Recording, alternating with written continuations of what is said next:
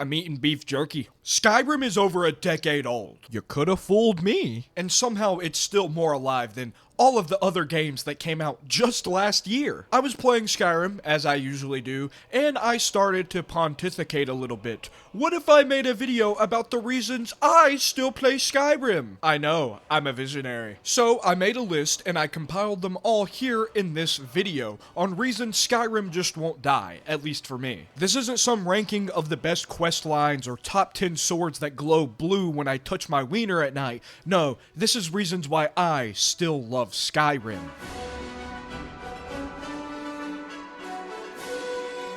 Let's be honest, this one had to be on the list. It's not even something Bethesda really intentionally did, and based on how things are going, they kind of act like they want to bury it. But you cannot deny how insane the modding scene for Skyrim is. Want to fix a broken mechanic or rebalance the combat? There's a mod for that. Want to turn dragons into Macho Man Randy Savage? That exists. Want to transform Skyrim into a completely different game like Endraw, a full-scale original RPG running off the Skyrim bones? You can!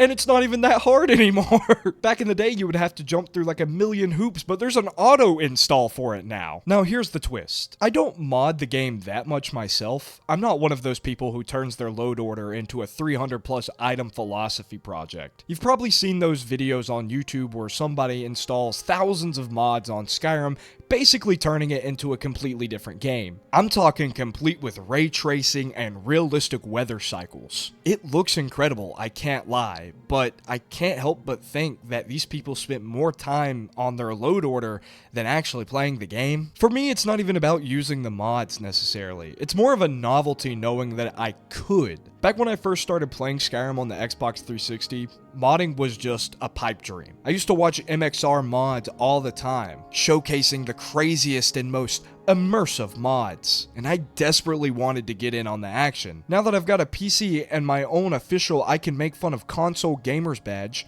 I could do all that wild stuff. I won't, but I could. And it's the thought that counts. Skyrim on its own is great, but Skyrim with the power of an unhinged, passionate modding community, that's an entirely different beast.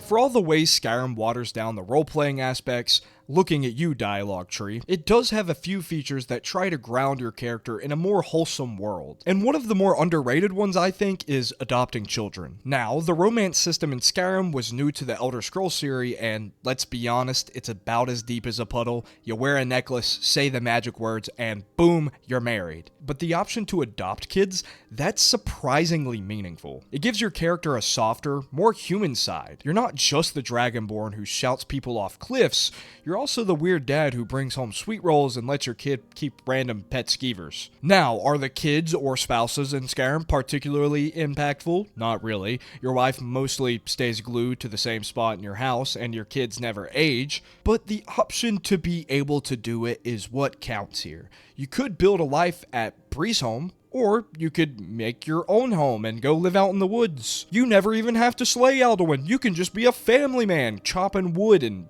Riverwood or something. Now all we need is the come back to my place expression from Fable 2, preferably in the form of a Thuum.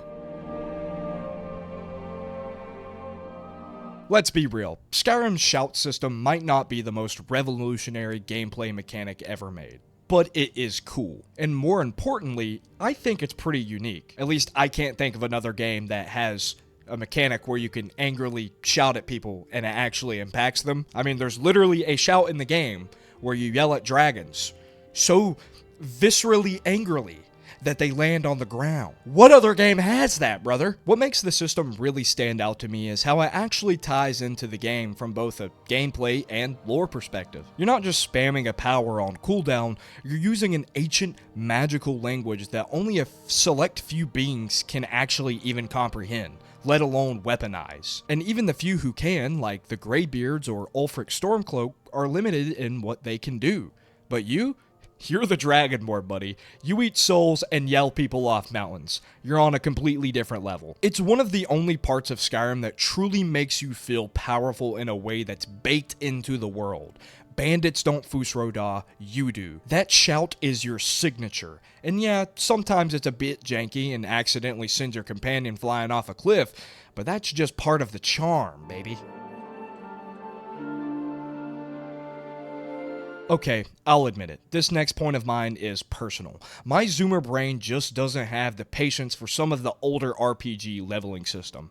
Case in point, Morrowind. I love that game, but it took me years to actually understand how leveling worked. You need a spreadsheet, a prayer, and maybe a minor in mathematics to build a character properly, or at least someone that can teach you the core fundamentals of the game. I don't know, man. I dropped out of Elder Scrolls University. Skyrim, by comparison, is beautifully simple. You use a skill, it levels up. Enough skill level ups, you level up. That's it. No need to plan 5 levels in advance or memorize which attributes you have to grind just to avoid ruining your build. Cause we all know that min-maxing is for nerds. Oh, I got water on my shirt. Now I get it. Some people say Skyrim's system is too forgiving and that it removes the role-playing weight of your choices. And I would have to agree. Skyrim lets you be a jack of all trades, master of them all. But my usual go-to response to those people is, don't switch to a stealth archer halfway through your heavy armor two-handed warrior build. My brother in Christ, the system didn't betray you.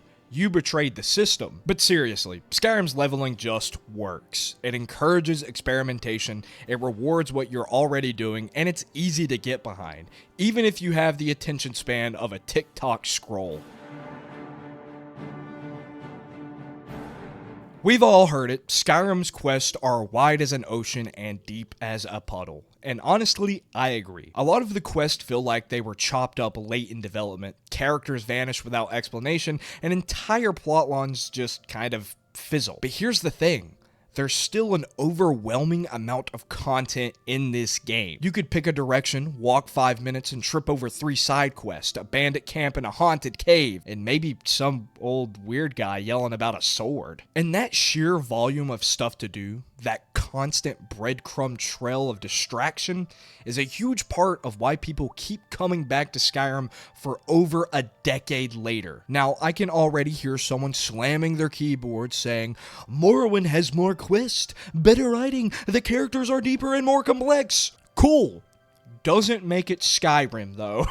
A consistent theme across this list is accessibility. Skyrim is just so much easier to jump into than the other Elder Scrolls games. Morrowind is a great game. So is Oblivion, depending on how much you like potato-faced NPCs. But both have major barriers to entry that make casual play a chore. The older games feel like you need a wiki and a commitment. Skyrim, you just boot it up, Fus Ro Dah a goat, and suddenly it's 3 hours later. I don't play Skyrim because it's the best game I could be playing. I play it because the fun to effort ratio is unbeatable. Skyrim's like a bag of potato chips. It's not gourmet, it's not fancy, and sometimes it leaves a mess, but damn if it doesn't hit the spot every single frickin' time! We all know that Skyrim isn't perfect. Half the time the game is broken and doesn't work, and we all know that the game is held together with the tears of developers and thoughts of cheese whiz.